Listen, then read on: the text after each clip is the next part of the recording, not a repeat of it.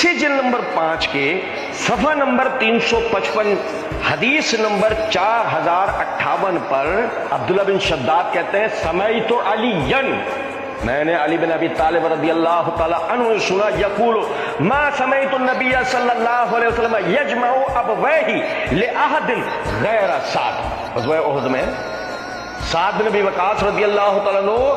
نبی صلی اللہ علیہ وسلم کی طرف آنے والے تیروں کو روک رہے ہیں اور دفاعی طور پر بہت ہی برق رفتاری کے ساتھ دشمن پر تیر برسا رہے ہیں، اتنی برق رفتاری کے ساتھ تیر برسا رہے ہیں، اتنی شجاعت اور بہادری کے ساتھ لڑ رہے ہیں کہ کوئی دوسرا ایسے لڑتا ہوا نبی صلی اللہ علیہ وسلم کو نہیں نظر آ رہا، یہاں تک کہ علی بن ابی طالب رضی اللہ تعالیٰ عنہ کہتے ہیں کہ میں نے اللہ کے رسول صلی اللہ علیہ وسلم سے کبھی نہیں سنا کہ آپ نے دعا میں کسی کے لیے دونوں ماں باپ کو جمع کر کے کہا ہو سوائے سعد کے کہ میرے ماں باپ تجھ پر